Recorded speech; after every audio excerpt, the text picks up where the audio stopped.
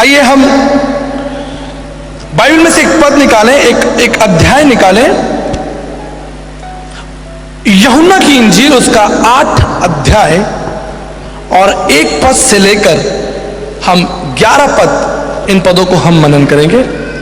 परंतु यीशु जैतून के पहाड़ पर गया। भोर को वह फिर मंदिर में आया। सब लोग आए और वह बैठकर उन्हें उपदेश देने लगा। तब शास्त्री और फरीसी एक स्त्री को लाए जो व्यभिचार में पकड़ी गई थी, और उसको बीच में खड़ा करके यीशु से कहा, हे गुरु, यह स्त्री व्यभिचार करते हुए पकड़ी गई है। व्यवस्था में मूसा ने हमें आज्ञा दी है कि ऐसी स्त्रियों पर पथराव करे। अतः तू इस स्त्री के विषय में क्या कहता है? उन्होंने उसको परखने के लिए यह बात कही ताकि उस पर दोष लगाने के लिए कोई बात पाएं। परंतु यीशु झुककर उंगली से भूमि पर लिखने लगा। जब वे उससे पूछते ही रहे तो उसने सीधे होकर उनसे कहा, तुम में से जो निष्पाप हो वही पहले उसको पत्थर मारे। और फिर झुककर भूमि पर उंगली से लिखने लगा। परंतु वे यह सुनकर बड़ों से लेकर छोटों तक एक एक करके निकल गए, और यीशु अकेला रह गया और स्त्री वहीं बीच में खड़ी रह गई। यीशु ने सीधे होकर उससे कहा, हे नारी, वे कहाँ गए? क्या किसी ने तुझ पर दंड की आज्ञा ना दी? उसने कहा, हे प्रभु, किसी ने नहीं। यीशु ने कहा, मैं भी तुझ पर दंड की आज्ञा नहीं देता। जा और फिर पाप न करना। प्रभु अपने वचन पर पढ़े और सुने जाने पर आशीष दे। यहाँ पर एक स्त्री का वर्णन है और वचन में लिखा है वो स्त्री व्यभिचार में पकड़ी गई है। और परमेश्वर का वचन कहता है, शास्त्री और फरीसी उस स्त्री को यीशु मसीह के पास में लेकर आए और कहा कि ये स्त्री व्यभिचार में पकड़ी गई है, तू क्या कहता है? क्योंकि मूसा की व्यवस्था के अनुसार इस पर पत्थर मारा जाना चाहिए, लेकिन तू क्या कहता है? और वचन में लिखा कि बात यीशु मसीह को परखने के लिए कही थी। और यीशु मसीह ने कहा कि तुम में से जिस व्यक्ति ने पाप ना किया हो वो इस स्त्री को पत्थर मारे। ये एक बहुत ही मजबूत स्टेटमेंट प्रभु यीशु मसीह ने शास्त्री और फरीसियों को दिया। हमें इस बात को आज की शाम जानना होगा कि यीशु मसीह इस बात को क्यों कहता है कि तुम में से जिसने पाप ना किया हो वो इस स्त्री को पत्थर मारे। वचन में रोमियो 3:23 में लिखा है, और सब ने पाप किया है और सब परमेश्वर की महिमा से। आपको पता है, मैं बाइबल के साथ साथ भारतीय दर्शन के 544 पुस्तकों को 19 साल तक पढ़कर आज आपके सामने खड़ा हूं। न केवल पवित्र बाइबल, लेकिन भारतीय दर्शन शास्त्र, गीता, रामायण, महाभारत, उपनिषद, वेद, पुराण, तत्व, श्रुति ग्रंथ, इन शास्त्रों को पढ़कर आज मैं आपके सामने खड़ा हूं इस बात को प्रकट करने के लिए कि यीशु मसीह ने क्यों ऐसा कहा कि तुम में से वो व्यक्ति इस स्त्री को पत्थर मारे जिसने पाप ना किया हो। बाइबल कहती है सबने पाप किया और सब परमेश्वर की महिमा से रहित। क्या इस स्थान पर कोई भी छोटा बच्चा, कोई भी महिला, कोई भी पुरुष, कोई भी बुजुर्ग इस बात को कह सकता है कि उसने अपने जीवन में पाप नहीं किया? क्योंकि वचन में लिखा है छोटों से लेकर बड़ों तक सब वहां से निकल गए। हालेलुया। छोटों से लेकर बड़ों तक सब वहां से निकल गए, और कौन रह गया? यीशु मसीह और स्त्री। और प्रभु यीशु मसीह ने कहा, कहां गए वो सारे लोग जो अभी तुम्हारे ऊपर दोष लगा रहे थे और तुम्हें व्यभिचार के ऊपर आरोप लगाकर पत्थर मारने की बात कर रहे थे? स्त्री ने क्या जवाब दिया? हे प्रभु, वो सब लोग निकल लिए, सब चले गए। क्यों? क्योंकि उस स्थान पर कोई भी ऐसा व्यक्ति नहीं था जिसने पाप ना किया हो। पाप एक गंभीर समस्या है और पवित्र बाइबल पाप के विषय में बहुत कठोर है, क्योंकि परमेश्वर आपसे प्रेम करता है लेकिन परमेश्वर आपके पाप से प्रेम नहीं करता। और भारतीय दर्शन शास्त्र भी, बाइबल के समक्ष भारतीय दर्शन शास्त्र भी पाप के प्रति बहुत बहुत कठोर है। श्री भागवत में संत डोंगरे जी महाराज ने लिखा है कि मनुष्य पापी है और उसने मन, वचन और कर्म से पाप किया है। कोई भी व्यक्ति, नर, नारी, बालक, कोई भी इस बात को कह नहीं सकता कि उसने पाप नहीं किया। और मेरे प्रियो, पाप है क्या और पाप इस संसार में आया कैसे, और पाप की इस भयानक स्थिति से हम सब लोग ग्रसित हैं क्यों? आज की इस शाम इस गंभीर मुद्दे पर हम बातचीत करेंगे। भारतीय दर्शन शास्त्र के वैष्णव ब्राह्मण प्रार्थना मंत्र को लिखने वाले हमारे आर्य समाज के दार्शनिक तत्वदर्शी लोग लिखते हैं, पापम पापात्मा पाप कर्मा पाप सुमा त्राहिमाम पुंडरक्षाम सर्व पाप हरे हरे। पापम पापात्मा पाप कर्मा पाप संभा त्राहिमाम पुंडरक्षाम सर्व पाप हरे हरे। हे प्रभु, हमने पाप किया है, हमारी उत्पत्ति पाप से हुई है, हम पाप कर रहे हैं और भविष्य में भी पाप करते रहेंगे। त्राहिमाम पुंडरक्षाम सर्व पाप हरे हरे। हे परमेश्वर, हमारे पापों से हमारी रक्षा करिए, हमारे पापों से हमारी रक्षा कीजिए।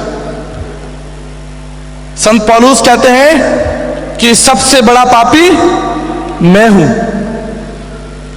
लेकिन पता है आपको, आदरणीय तुलसीदास जी, भारत के महान कवियों में उनका नाम, वो लिखते हैं, तुलसी या जग आय के कौन भयो समरथ, तुलसी या जग आय के कौन भयो समरथ, खंचन पे कुचन खिन्ना पसारो हाथ, कौन हुआ जिसने पाप नहीं किया। कोई कह सकता है कि मैंने अपने जीवन में पाप नहीं किया। ग्रंथ साहिब में आदरणीय गुरु नानक साहब लिखते हैं, हूं पापी पतित परम पाखंडी तू निर्मल निरंकारी। हालेलुया। हूं पापी पतित परम पाखंडी तू निर्मल निरंकारी। परमेश्वर मैं पापी हूं, सोरठ मूला पहला में, परमेश्वर मैं पापी हूं लेकिन तू पवित्र है, तू कल्याणकारी है, तू मोक्षदाता है। मैंने पाप किया है। ब्रह्म बिंदु उपनिषद में लिखा है, पापम फलम नरकमाद्यस्तु, और पाप का फल, पाप का परिणाम परमेश्वर से अलगाव, परमेश्वर से दूरी, इटर्नल सेपरेशन। पाप एक गंभीर विषय है। यह पाप आपको और परमेश्वर को निकट आने से रोकता है। यह पाप आपको, मुझे और आपको निकट आने से रोकता है। यह पाप दो भाइयों को साथ में रोटी तोड़ने से रोकता है। यह पाप दो परिवारों को दूर करता है। कौन है जिसने पाप नहीं किया? मन, वचन और कर्म से हम सभी पापी हैं। भारतीय दर्शन के बृहद आरण्यका उपनिषद 1:3-28 पद, शतपथ ब्राह्मण 4:3-1:30 में एक सुंदर प्रार्थना में आपको सुनाता हूं।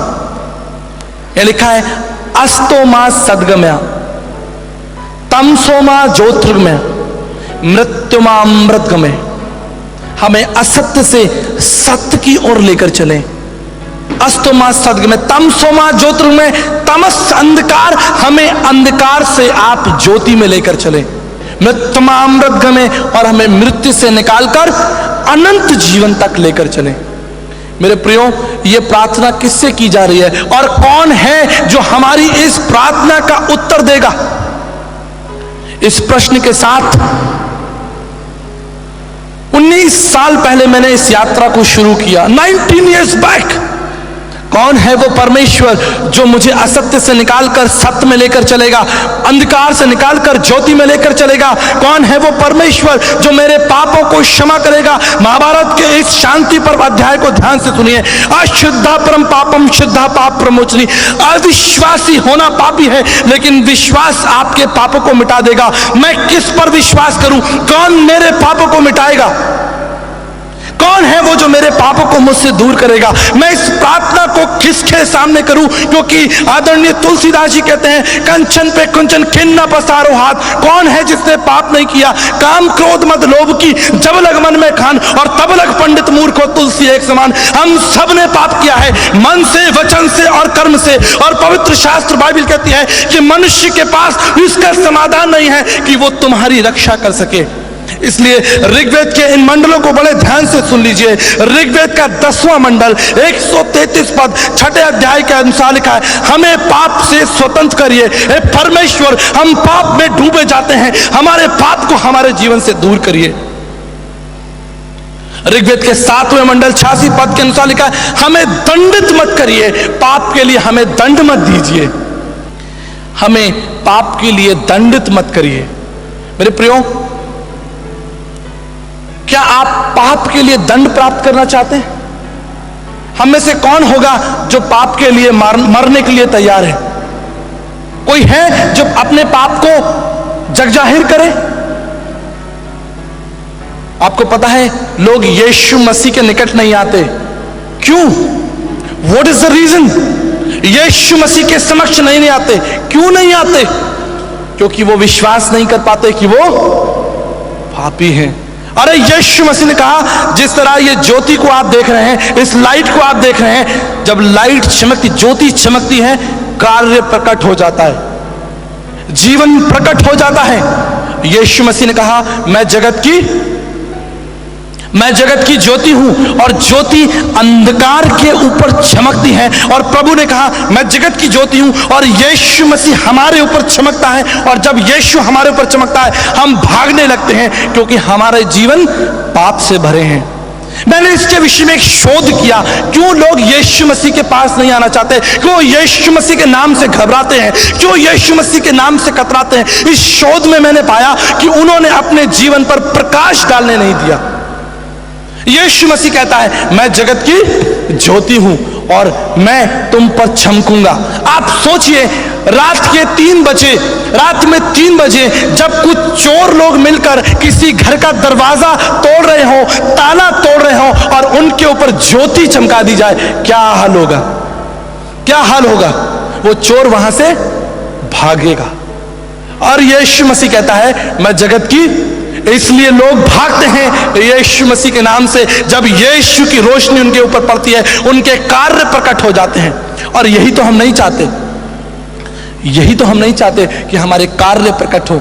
आइए मेरे साथ कुछ पदों को निकालिए, तब आप जान पाएंगे। मेरे साथ निकालिए रोमियो की पत्री उसका 1 अध्याय 28 पद।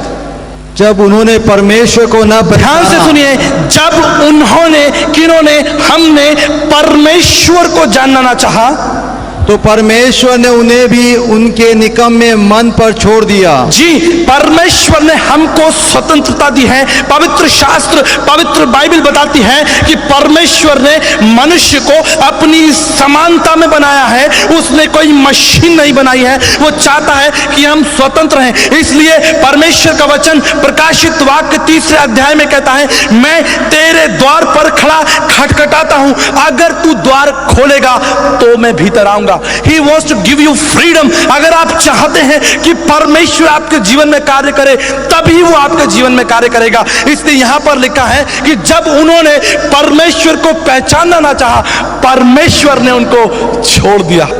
परमेश्वर ने उनके साथ जबरदस्ती नहीं की कि तुम मुझे जानो और मेरे निकट रहो। परमेश्वर ने कहा, मैंने तुम्हें छोड़ दिया। और जब परमेश्वर ने हमें छोड़ दिया, देखिए हमारे जीवन में क्या बदलाव आया।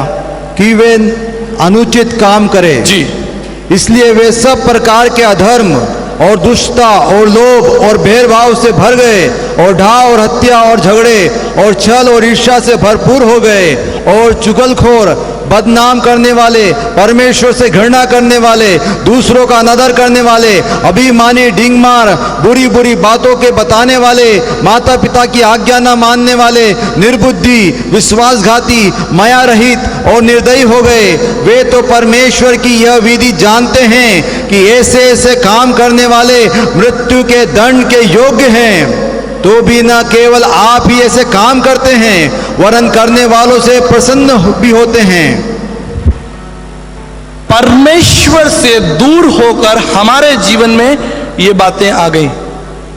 वचन में लिखा है कि हम अधर्मी हो गए, हम हत्यारे हो गए, हम झगड़ालू हो गए, हम चुगलखोर हो गए, हम छल और ईर्ष्या से भर गए, हम परमेश्वर से घृणा करने लगे, हम अभिमानी और डींगमार हो गए। और इसका सबूत ये न्यूज़पेपर है। प्रत्येक सुबह आपके घर में अखबार आता है, और जब अखबार आता है तो वो आपके घर में संसार में होने वाली प्रतिक्रियाओं को और मनुष्य के पाप के स्वभाव को प्रकट करता है। देखिए, मैं आपके सामने कुछ हेडिंग्स पढ़ता हूं। ये राजस्थान का, जयपुर का पेपर है, ध्यान से सुनिए। प्रॉपर्टी व्यवसाय के मकान में लूट, प्रॉपर्टी व्यवसाय के मकान में लूट, दहेज प्रताड़ना के आरोप में डॉक्टर गिरफ्तार। यह जयपुर की घटना है। बड़े बड़े अधिकारी और बड़े बड़े लोग, लिखा है कस्टम ने 20 लाख रुपए का सोना बरामद किया। ये जयपुर का अखबार है, और मैं विश्वास करता हूं कि इंदौर का अखबार भी इससे अलग नहीं होगा। यह है मनुष्य का जीवन जब वो परमेश्वर से दूर चला जाता है। उसके जीवन में छल, दुष्टता, मक्कारी, अभिमान, बुराई, घृणा और पाप की फसल तैयार हो जाती है। और इसलिए ये लोग यीशु मसीह के पास नहीं आना चाहते, क्योंकि वो पाप से प्रेम करते हैं। मुझे एक घटना याद आती है। आदरणीय साधु सुंदर सिंह अपनी आत्मकथा में लिखते हैं कि एक बार वो एक नदी में स्नान कर रहे थे, और नदी की गहराइयों में जाकर वो स्नान कर रहे थे, और सैकड़ों टन पानी उनके ऊपर था, और वो बहुत आनंदित थे। लेकिन थोड़ी देर बाद जब वो उस स्नान करके बाहर निकले, उन्होंने एक बर्तन में पानी को इकट्ठा किया ताकि वो घर ले जा सके। और उनकी उस आत्मकथा के अनुसार उस पानी के बर्तन को लेकर वो चल ही रहे थे कि वो थक गए। उन्होंने अपनी प्रतिक्रिया उसमें लिखी, अभी तो मैं सैकड़ों टन पानी के नीचे था, और सैकड़ों टन पानी मेरे ऊपर था, लेकिन मुझे बोझ और थकान का अनुभव नहीं हुआ। लेकिन थोड़ा सा पानी अपने कंधे पर ले जाते हुए मुझे थकान और दर्द का अनुभव होने लगा। मेरे प्रियो, जब तक हम पाप में खेलते रहेंगे, हम पाप के बोझ को समझेंगे नहीं। लेकिन जब यीशु नासरी आपके सामने खड़ा होगा, वो आपको आपकी सच्चाई दिखाएगा। आज चारों ओर पाप और पाप का प्रभाव। आप सोचकर देखिए, आप कल्पना करिए, ना केवल आप पाप करते हैं, लेकिन आप पाप से ग्रसित भी हैं। ना केवल आप पाप करते हैं, लेकिन आप पाप के मारे हुए भी हैं, सताए हुए भी हैं। क्यों? आपके घरों में चोरियां हो जाती हैं। क्यों? जब आप इलाज कराने जाते हैं, डॉक्टर के पास इलाज कराने जाते हैं, तो बहुत सारे डॉक्टर्स बिना आवश्यकता के आपका बिल 2000 का बना देते हैं। जब हम पेट्रोल पंप पर डीजल पेट्रोल लेने के लिए जाते हैं, अखबार में आता है कि इस तरह से चोरी की जाती है। हम लॉयर पर विश्वास करते हैं, वकील पर विश्वास करते हैं कि ये मेरा पक्ष करेगा, लेकिन पता चलता है उसको किसी ने खरीद लिया। क्या ये पाप का प्रभाव नहीं है? ना केवल आप पाप करते हैं, लेकिन पाप के सताए हुए भी हैं, और हमें पता भी नहीं चलता। इसलिए तो हम अपने घरों पर ताले लटका कर आए। कितने लोग ताले लटका कर आए? ताला लगाकर कितने लोग हैं? क्यों? खुला क्यों नहीं छोड़ सकते? क्यों नहीं हम अपने घरों को खुला छोड़ सकते? मैं देखता हूं परमेश्वर की सारी सृष्टि जो परमेश्वर ने बनाई है, चाहे वो पृथ्वी हो, चाहे वो जलवायु हो, वायुमंडल हो, आकाश में तारे, नक्षत्र हो, पेड़ पौधे हो, वनस्पतियां, सब कुछ अपना काम ठीक से कर रही है। हालेलुया। सब कुछ। सूर्य ठीक समय पर निकलता है, चंद्रमा ठीक समय पर आ जाता है, कहने की जरूरत नहीं पड़ती। आपने कभी कहा है भैया सूर्य जल्दी निकलो, चंद्रमा जल्दी निकल कर आओ? You not need to ask, they are functioning. वो काम कर रहे हैं, ठीक से कर रहे हैं। फूल अपनी जलवायु, फूल अपने समय से निकल कर आता है, मौसम बदल जाता है, सब कुछ, everything is working, but there is one thing which is not working. एक चीज है जो काम नहीं कर रही, ठीक से काम नहीं कर रही, वो है, हाथ उठाए, परमेश्वर की एक सृष्टि है, वो ठीक से काम नहीं कर रही है। सब कुछ ठीक चल रहा है, लेकिन यहां ठीक नहीं चल रहा है। आपको डर है कि आप ताला लगा कर आए, कोई आपके दरवाजे तोड़कर अंदर ना घुस जाए। यही तो डर है। मनुष्य को मनुष्य से खतरा, मनुष्य को मनुष्य से भय। और क्या चाहिए हमें? कौन हमें इस पाप के बंधन से निकालेगा? मैं आपको बताऊं, we are not serious about God. हम परमेश्वर के लिए सीरियस नहीं है। इसका मैं आपको एक उदाहरण देना चाहता हूं। हमारे यहां राजस्थान में helmet is compulsory. Listen me very carefully. Helmet लगाना कंपल्सरी है, सीट बेल्ट लगाना कंपल्सरी है। लेकिन जानते हैं लोग हेलमेट क्यों लगाते हैं? इसलिए नहीं कि उनसे उसकी सुरक्षा है, इसलिए कहीं उनके 200 रुपए ना चले जाएं। They are not serious about for their life. वो अपने जीवन के लिए सीरियस नहीं है। वो इसलिए ताकि उनके ऊपर फाइन ना लग जाए। प्रिटेंड करते हैं, हम धार्मिक होने का नाटक करते हैं। We are not serious about God. हम परमेश्वर के लिए सीरियस लोग नहीं है। लेकिन परमेश्वर का वचन कहता है एक दिन परमेश्वर हमारा न्याय करेगा। एक दिन परमेश्वर हमारा न्याय करेगा। आइए मेरे साथ कुछ पदों को निकालें। 2 तीमुथियुस उसका 3 अध्याय और 1 से 5 तक। पर यह स्मरण रख कि अंतिम दिनों में कठिन समय आएंगे, क्योंकि मनुष्य स्वार्थी, लोभी, डींगमार, क्योंकि मनुष्य स्वार्थी, लोभी, डींगमार, अभिमानी, जी, निंदक, माता पिता की आज्ञा टालने वाले, कृतघ्न, अपवित्र, दया रहित, क्षमा रहित, दोष लगाने वाले, असंयमी, कठोर, भले के बेरी, विश्वासघाती, ढीठ, घमंडी और परमेश्वर की नहीं वरन सुख विलास ही के चाहने वाले होंगे। वे भक्ति का भेष तो धारण करेंगे, लेकिन उसकी शक्ति को ना मानेंगे। वो सवेरे 4 बजे उठकर मंदिर जाएंगे, वो सवेरे 4 बजे उठकर देवी देवताओं को फल फूल चढ़ाएंगे, लेकिन परमेश्वर की सच्चाई को नहीं मानेंगे। परमेश्वर का वचन कहता है कि परमेश्वर हमारे हाथ की सेवाओं को ग्रहण करता है। वो हमारे हाथ की सेवाओं को नहीं, हमारे हृदय की सेवा को ग्रहण करता है। मेरे प्रियो, अंत के समय में लोग भक्ति का भेष धारण करेंगे, लेकिन उसकी शक्ति को नहीं मानेंगे। वो दोष लगाएंगे। जिस तरह से शास्त्री और फरीसी लोग उस महिला को पकड़ कर लेकर आए, उस पर दोष लगाया, यीशु मसीह ने कहा उस पर वो पत्थर मारे जिसने पाप ना किया हो, और सब भाग गए वहां से। पता है, मेरे एक मित्र ने मुझसे कहा कि मैं यीशु मसीह की इस बात से सहमत नहीं हूं, पापियों को क्षमा कर दो। I am not agree.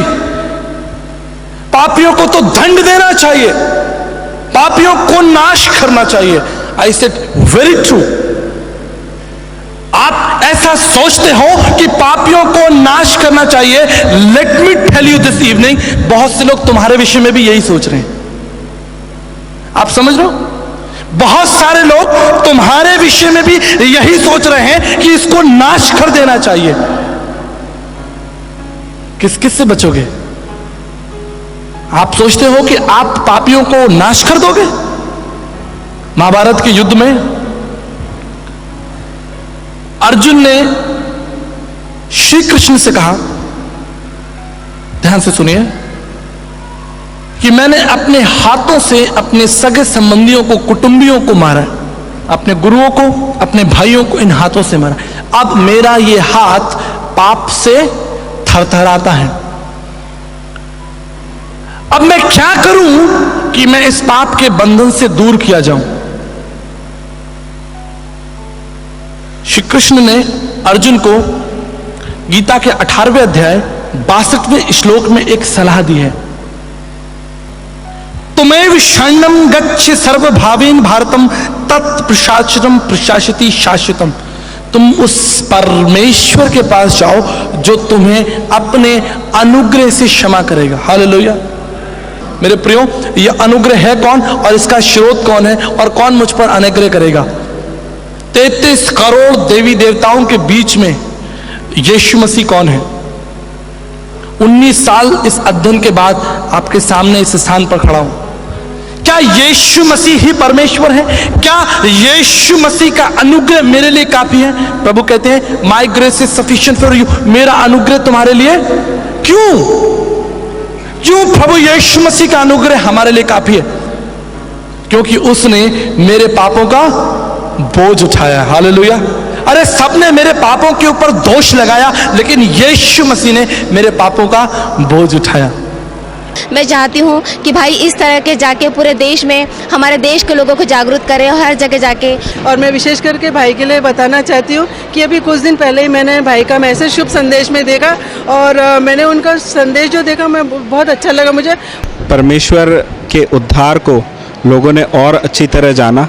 इस यीशु सत्संग के द्वारा जो लोग थोड़े दूर थे वो आपस में एक हो सके, प्रेम में, मोहब्बत में, परमेश्वर के वचन की संगति में पास आ सके। हम अपना कार्यक्रम इस समय समाप्त नहीं करना चाहते बिना आपको ये अवसर दिए कि यीशु मसीह को अपने जीवन, अपने परिवार का उद्धार करता प्रभु ग्रहण करें। मेरे साथ इस प्रार्थना को करें। प्रभु यीशु, मैं आपके महान प्रेम और बलिदान के लिए धन्यवाद करता हूँ। मैं आपके महान प्रेम और बलिदान के लिए धन्यवाद अपनी करता हूं। प्रतिज्ञा के अनुसार मेरे जीवन में आए, अपनी प्रतिज्ञा के अनुसार मेरी सहायता करें, मेरी सहायता करें। मुझे अपने पुत्र और पुत्री होने का अधिकार दें। मुझे अपने पुत्र और पुत्री होने का अधिकार दें। इस प्रार्थना को यीशु मसीह के नाम से इस मांगता हूँ। प्रार्थना को यीशु मसीह के नाम से मांगते हैं। आमीन। आमीन। प्रिय दर्शकों, हम आपका धन्यवाद देना चाहते हैं इस समय जब आप यीशु सत्संग कार्यक्रम को टीवी पर देख रहे हैं। नंदी परिवार के द्वारा मुंबई से ये प्रोग्राम आप तक प्रसारण किया गया है। हम उस परिवार को यीशु मसीह के मीठे पवित्र नाम से आशीष देते हैं। प्रार्थना करते हैं कि उनके इस आर्थिक सहयोग के द्वारा, इस प्रार्थना के द्वारा पूरे देश में जो बीज बोया गया है वो निश्चित फलवंत होगा। हम प्रार्थना करना चाहते हैं उस परिवार की तरक्की के लिए, उन्नति के लिए, और प्रभु की प्रतिज्ञा उस परिवार में पूरी हो। हम उस परिवार के लिए परमेश्वर का धन्यवाद करना चाहते हैं। साथ ही हम धन्यवाद करना चाहते हैं पूरे देश से लगातार यीशु सत्संग कार्यक्रम से जुड़े हुए दर्शकों के लिए जो फोन के द्वारा, पत्र के द्वारा हमसे बातचीत कर रहे हैं, हमें अपनी प्रेयर रिक्वेस्ट शेयर कर रहे हैं। हमें आपके फोन्स का इंतजार रहता है, हम आपके लिए प्रार्थना करते हैं, और कई लोग वापस हमको फोन करते हैं, बताते हैं कि प्रभु ने उनकी प्रार्थना का उत्तर दिया। इससे हमें बहुत आशीष मिलती है। प्रिय दर्शकों, हम प्रार्थना करना चाहते हैं तमाम उन लोगों के लिए जो यीशु मसीह को अभी भी नहीं जानते हैं, यीशु के महान प्रेम और बलिदान से वंचित हैं। हम प्रार्थना करना चाहते हैं तमाम उन लोगों के लिए जो अंधकार में, झूठी शिक्षाओं में, भ्रम की शिक्षाओं में अपना जीवन व्यतीत कर रहे हैं। हम प्रार्थना करना चाहते हैं तमाम उन मसीहों के लिए जो देश में प्रभु के सेवकों के लिए जो प्रभु की सेवा कर रहे हैं। आइए हम इन सब बातों के लिए प्रभु का धन्यवाद करें और मिलकर प्रार्थना करें। पिता परमेश्वर, हम धन्यवाद करना चाहते हैं सुंदर समय के लिए। विशेष रूप से प्रार्थना करते हैं प्रभु जी ब्लॉसम नंदी परिवार के लिए, नंदी परिवार के लिए पिता परमेश्वर, जिन्होंने अपना आर्थिक सहयोग आपकी सेवा के लिए बोया है। पिता परमेश्वर, हम प्रार्थना करते हैं जो बोया गया वो फलवंत हो। इस परिवार पर आपकी आशीष हो पिता परमेश्वर। इस परिवार में आपका बड़ा कार्य हो पिता, आपकी प्रतिज्ञाएं पूरी हो और ये परिवार निरंतर आपकी दृष्टि में बना रहे। हम प्रार्थना करते हैं प्रभु जी तमाम दर्शकों के लिए जो यीशु सत्संग कार्यक्रम से जुड़े हैं पिता, आपने उनको आशीषें दी हैं, आपने प्रार्थनाओं को उत्तर दिया है पिता, आपने उनसे बातचीत की है प्रभु जी, आपने बीमारों को चंगा किया है पिता, आपने लोगों की सहायता की है। हम आपका धन्यवाद करते हैं पिता। हम प्रार्थना करते हैं उन लोगों के लिए पिता परमेश्वर जो अभी भी आपके महान प्रेम और बलिदान से वंचित हैं। पिता परमेश्वर, वो आपको जाने, झूठी और बेकार की बातों में, उन बातों में पिता परमेश्वर जो असत्य हैं, झूठ है प्रभु जी, उन बातों से निकलकर प्रभु जी तेरे सनातन प्रेम को, तेरे अगम्य सच्चाई को वो जाने। हम प्रार्थना करते हैं प्रभु जी तमाम वो लोग जो नशे में प्रभु जी और बुरी आदतों में है प्रभु जी, हम उनके लिए प्रार्थना करते हैं उनके परिवारों में शांति हो और वो लोग जीवन पाए पिता परमेश्वर। हमारे देश पर आशीष हो। इस प्रार्थना को यीशु मसीह के नाम से मांगते हैं, आमीन। प्रिय दर्शकों, आपके प्रेम और आपके सहयोग के लिए हम आपका धन्यवाद करते हैं। हम विश्वास करते हैं कि आपका प्रेम और आपका सहयोग हमें लगातार मिलता रहेगा और यीशु सत्संग कार्यक्रम, इस प्रोग्राम को इस शुभ संदेश टीवी पर सुबह 6:30 बजे आप देख सकते हैं। अधिक से अधिक अपने मित्रों को, अपने कलीसिया के लोगों को प्रेरित करें ताकि वो इस प्रोग्राम का हिस्सा बने। इस प्रोग्राम के लिए प्रार्थना करें, देश के लिए प्रार्थना करें। मित्रों, हम चाहते हैं कि आप भी इस प्रोग्राम का हिस्सा बने ताकि इस प्रोग्राम को हम पूरे देश में दिखा सकें। आपके आर्थिक सहयोग से हम इस प्रोग्राम को पूरे देश में दिखा सकते हैं। आपका छोटा सा छोटा कंट्रीब्यूशन हमारे लिए महत्वपूर्ण है। हम विश्वास करते हैं कि परमेश्वर आपके हृदय को तैयार करे ताकि आप यीशु सत्संग कार्यक्रम का हिस्सा बन सकें। स्क्रीन पर दिए गए फोन नंबर पर आप हमसे बातचीत कर सकते हैं, अधिक जानकारी ले सकते हैं और इस प्रोग्राम का हिस्सा बन सकते हैं।